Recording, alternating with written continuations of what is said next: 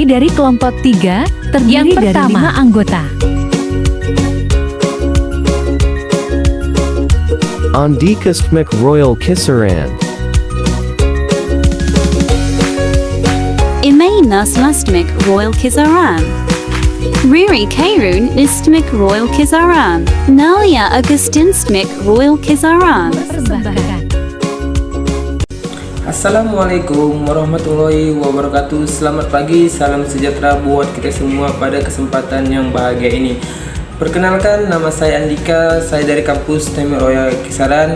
Di sini saya ingin memaparkan materi mengenai kernel kompilasi. Baik, langsung saja yang pertama yaitu pengertian kernel kompilasi. Apakah di sini teman-teman ada yang tahu kernel kompilasi? Betul sekali. Kernel kompilasi berfungsi sebagai perantara untuk program-program dengan hardware. Tugasnya antara lain: 1. Pengaturan memori bagi seluruh yang berjalan. 2. Memastikan proses tersebut memperoleh pembagian siklus prosesor yang adil. 3. Menyediakan interface yang berstabil bagi program untuk berbicara ke hardware. Versi kernel ini ada dua macam, yaitu versi stabil dan versi pengembangan. Versi stabil ditambah dengan penomoran versi yang genap, contoh 2,4 atau 2,6, sedangkan kernel yang merupakan versi pembangunan ditandai dengan honor gaji, contoh 2,5 dikali atau 2,7. Kernel pembangunan ini bisa dibilang ada versi kita sebelum versi finalnya dikeluarkan. Kernel sendiri dibagi dua macam, yaitu 1. Monolitik adalah kernel yang sebuah komplit dari awal dan dimuat saat sistem boot. Kelebihan adalah stabil, tetapi kelemahan adalah kernel monolitik ini harus terlatih dahulu sebelum digunakan. Kedua, kernel modular. Kernel modular ini adalah yang dapat diinstal dan diuninstall.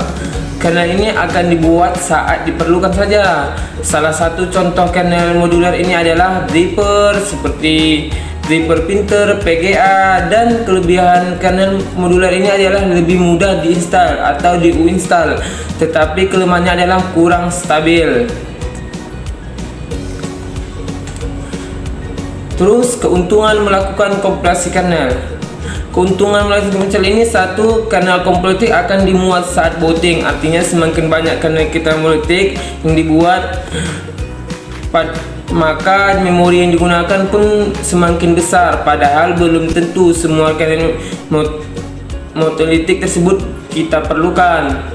Kedua, dengan kompilasi kernel kita dapat menyeting sistem PC kita agar bekerja lebih maksimal lagi, karena umumnya kernel yang disertakan bekerja untuk PC secara umum. Ketiga, kita dapat memasukkan fitur lainnya yang tidak ada di kernel standar. Keempat, upgrade kernel. Kernel baru umumnya menawarkan kemampuan untuk mendukung lebih banyak hardware, memperbaiki bug yang ada di kernel sebelumnya, lebih stabil dibanding versi sebelumnya. Terus, langkah-langkah kompilasi kernel. Langkah-langkahnya menyiapkan source kode kernel. Kernel sendiri bisa di-download di www.kernel.id.org atau mirror lainnya. Kedua, GNU C compiler atau disebut GCC untuk compile kernel. Ketiga, Mabe untuk membantu kompilasi program. Selanjutnya, pengertian komputer meja. Pengertian komputer meja adalah komputer pribadi yang ditunjukkan untuk penggunaan secara umum di satu lokasi yang berlawanan untuk komputer jinjing atau komputer portabel. Preferal komputer meja seperti tampilan komputer, SPU, dan papan ketik terpisah satu sama yang lain dan relatif berukuran besar. Terus, manfaat komputer meja. Manfaatnya mempermudah pekerjaan manusia sebagai sarana penunjang pendidikan, sebagai media untuk mencari informasi, sebagai media komunikasi, sebagai lahan usaha, sebagai alat kendali, sebagai media hiburan. Terus, fungsi komputer meja apa aja? Fungsi utama komputer meja yang pertama adalah input, yaitu menerima data atau informasi dari sumber luar. Contohnya, paling sederhana dari fungsi ini adalah data atau informasi yang peroleh dengan memasukkan klik keyboard dan mouse. Komputer juga dapat menerima data atau informasi dari perangkat lain atau dari komputer lain. Terus, apa yang kita simpulkan dari pengertian kernel kompilasi dan komputer meja? Kita dapat simpulkan, sebuah komputer adalah perangkat elektronik yang memanipulasi informasi atau data. Ia memiliki kemampuan untuk menyimpan atau mengambil dan memproses data. Komputer dirancang untuk menjalankan aplikasi yang menyediakan sebagai solusi melalui komponen perangkat keras dan perangkat lunak yang terintegrasi. Baik, hanya itulah yang dapat saya sampaikan. Lebih dan kurangnya saya mohon dimaafkan. Assalamualaikum warahmatullahi wabarakatuh. Assalamualaikum warahmatullahi wabarakatuh. Nama saya Ina Rosella. Di sini saya akan mempresentasikan sistem prosesor JAMA. Pada umumnya, setiap komputer dilengkapi dengan satu buah prosesor atau CPU. Namun, dewasa ini mulai umum jika sebuah sistem komputer memiliki lebih dari satu prosesor atau multiprosesor, atau bisa disebut dengan sistem prosesor JAMA. Terdapat dua jenis sistem prosesor JAMA, yaitu Symmetric Multiprocessor atau SMP dan Asymmetric Multiprocessor atau ASMP. Dalam SMP, setiap prosesor menjalankan salinan identik dari sistem operasi dan banyak job yang dapat berjalan di suatu waktu tanpa mengurangi kinerja. Sementara itu, dalam ASMP, setiap prosesor diberikan suatu tugas yang spesifik. Sebuah prosesor bertindak sebagai master prosesor yang bertugas menjadwalkan dan mengalokasikan pekerjaan pada prosesor lain yang disebut slave processors. Umumnya, ASMP digunakan pada sistem yang besar. Sistem operasi JAMA memiliki beberapa keunggulan. Peningkatan throughput karena lebih banyak proses atau thread yang dapat dijalankan sekaligus perlu diingat. Hal ini tidak berarti daya komputasinya menjadi meningkat sejumlah prosesornya. Yang meningkat ialah jumlah pekerjaan yang bisa dilakukan dalam waktu tertentu. Economy of scale atau ekonomis dalam peralatan yang dibagi bersama. Prosesor-prosesor terdapat dalam satu komputer dan dapat membagi peningkatan kehandalan, yaitu jika satu prosesor mengalami suatu gangguan, maka proses yang terjadi masih dapat berjalan dengan baik karena tugas prosesor yang terganggu diambil alih oleh prosesor lain. Hal ini dikenal dengan istilah graceful degradation. Sistemnya sendiri dikenal bersifat fault tolerant atau fail-safe system. Sistem operasi JAMA memiliki beberapa keunggulan. Peningkatan throughput karena lebih banyak proses atau thread yang dapat dijalankan sekaligus. Economy of scale, peningkatan kehandalan. Perbedaan sistem terdistribusi dan sistem tercluster. Sistem terdistribusi adalah mendistribusikan komputasi di antara beberapa prosesor. Prosesor berkomunikasi dalam prosesor lain melalui saluran komunikasi, misalnya bus kecepatan tinggi atau saluran telepon. Sedangkan sistem tercluster adalah pengembangan dari sistem terdistribusi. Perbedaan sistem tercluster dengan sistem terdistribusi adalah pada sistem tercluster memungkinkan dua atau lebih sistem untuk menyimpan sekunder atau storage bersama-sama. Sistem tercluster mempunyai kehandalan sistem yang tinggi, seperti pada sistem terdistribusi. Kelebihan sistem terdistribusi: 1. Dapat dihandalkan, atau bisa dikatakan jika sistem terdistribusi lebih handal dibandingkan dengan sistem tunggal atau single system dalam hal kegagalan. Bahkan, dalam satu kasus, apabila suatu node tidak berfungsi, maka tidak akan menimbulkan masalah yang berarti dalam sebuah sistem terdistribusi. Jika ada satu node yang gagal berfungsi, maka node lain dapat terus menjalankan fungsinya dengan baik. Kedua, efisien. Senada dengan tujuannya, sistem terdistribusi diciptakan agar lebih efisien di segala aspek karena memiliki banyak komputer. Masing-masing komputer dapat bekerja secara mandiri untuk memecahkan setiap masalah. Sistem terdistribusi tidak hanya dianggap efisien, melainkan juga secara signifikan mampu membantu menghemat waktu pengguna. Yang ketiga, hemat biaya. Dalam satu poin penting dalam ekosistem teknologi, terlebih-lebih sistem terdistribusi, ialah hemat biaya. Walaupun benar jika dilihat secara kasat mata, sistem terdistribusi mempunyai biaya pengaplikasian yang mahal, tetapi bukan begitu maksudnya. Memang benar, sistem terdistribusi memiliki biaya mahal, tetapi jika dalam jangka panjang, sistem terdistribusi jauh lebih hemat biaya. Yang keempat, latensi. Latensi merupakan jeda waktu. Latensi merupakan jeda waktu yang dibutuhkan untuk mengantarkan data dari pengirim ke penerima.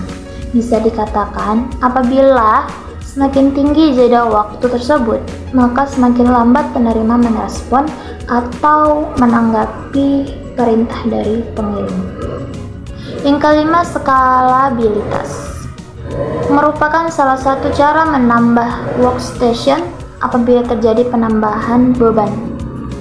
Hal ini juga sejalan dengan sistem terdistribusi. Kekurangan sistem distribusi: yang pertama, biaya awal mahal.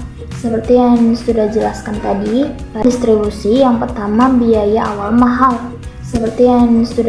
tadi, pada dasarnya sistem distribusi memiliki efisien, tetapi mahal di biaya tahap pengembangan awal. Yang kedua, kompleksitas. Kesulitan dalam implementasi, pemeliharaan, dan pemecahan masalah membuat sistem terdistribusi menjadi sebuah jaringan yang kompleks. Kompleksitas dalam sistem terdistribusi yang paling sering terjadi ialah ada dua jenis. Yang pertama, hardware, perangkat keras, software, perangkat lunak. Hardware menjadi sulit saat terjadi penambahan workstation atau skalabilitas, dan software tetap perlu diperhatikan saat menangani komunikasi dan keamanan. Yang ketiga, overhead.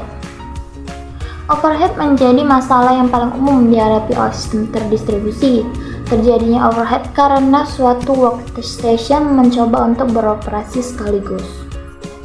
Walaupun sistem terdistribusi mampu memberikan pelayanan yang optimal, tetapi pada akhirnya peningkatan waktu komputasi sehingga bisa memengaruhi waktu respon sistem. Yang keempat, risiko keamanan tinggi. Sistem terdistribusi mempunyai risiko keamanan yang cukup tinggi karena ciri-cirinya ialah sistem terbuka. Data dari pengguna disimpan oleh workstation yang berbeda. Selain itu, tidak seperti dalam sistem terpusat, tugas yang cukup sulit untuk mengolah dan memanajemen akses data dalam sebuah sistem terdistribusi. Yang kelima, rentan terjadi kesalahan jaringan.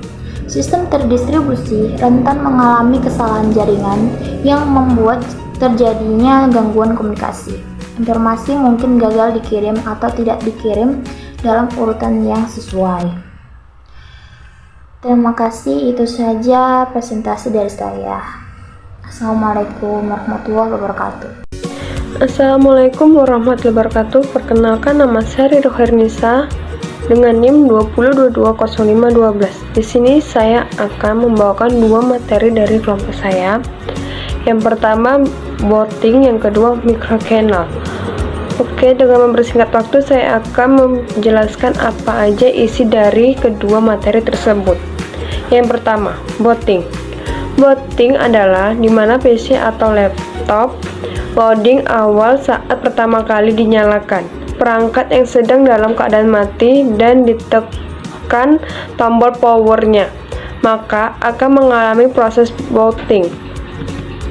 Proses booting melibatkan program yang bernama Bootstrap Loader, yaitu program yang berjalan di komputer sebelum dapat dijalankan secara normal.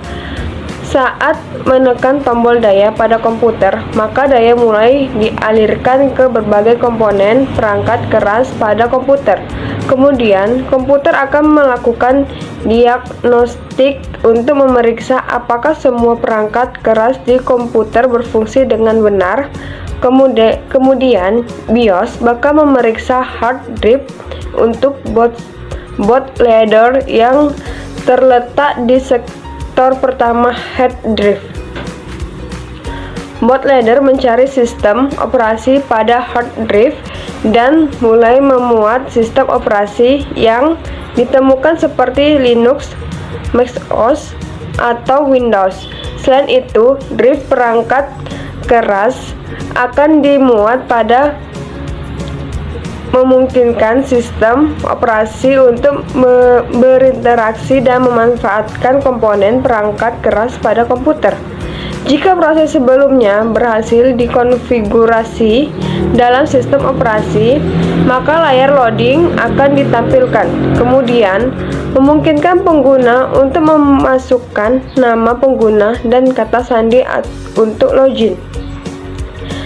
Setiap program perangkat lunak tambahan yang dikonfigurasi untuk memulai dengan sistem operasi dikenal sebagai program startup yang akan dimuat seperti antivirus.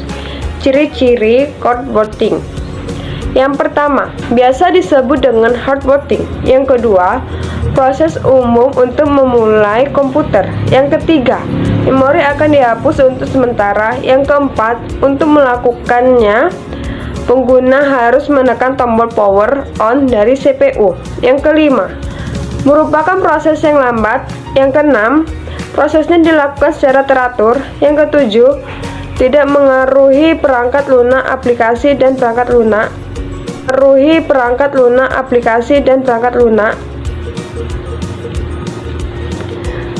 Perangkat lunak sistem dapat rusak. Oke, yang kedua, microkernel. Microkernel adalah inti OS kecil yang menyediakan dasar untuk modular ekstensi. Metode ini menyusun sistem operasi dengan menghapus semua komponen yang tidak esensial dan mengimplementasikan sebagai program sistem dan level pengguna. Hasilnya, kernel yang lebih kecil pada umumnya, microkernel, mendukung proses dan manajemen memori yang minimal sebagai tambahan untuk fasilitas komunikasi.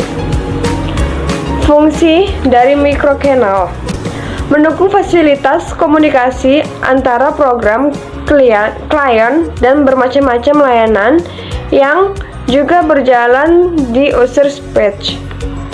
Keuntungannya, ketika layanan baru akan ditambahkan di user page, kernel tidak perlu dimodifikasi. Kalaupun harus, perubahan akan lebih sedikit. Microkernel juga mendukung keamanan reliabilitas lebih karena kebanyakan layanan berjalan sebagai program proses. Jika layanan gagal, maka sistem operasi tetap terjaga. Kelebihan microkernel. Yang pertama, interface yang seragam. Proses tidak lagi dibedakan baik antara kernel level maupun user level karena semuanya berkomunikasi via message passing. Yang kedua, extensibility.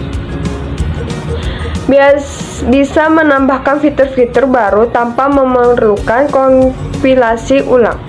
Yang ketiga, flexibility.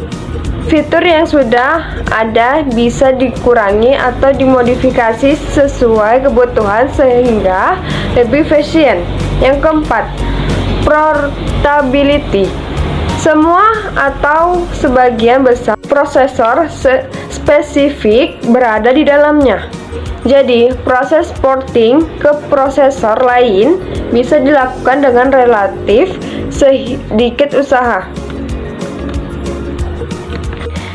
Oke, yang kelima, semakin besar suatu sifat, maka tentulah semakin sulit untuk menjamin reliability-nya. Yang keenam, support for object oriented tentulah semakin sulit untuk menjamin reliability-nya. Yang keenam, support for object oriented OS. Model microkernel sangat sesuai untuk mengembangkan sistem operasi yang berbasis objek oriented, contohnya Mac OS X dan QNX. Microkernel memiliki fungsi sederhana untuk mendeliver service.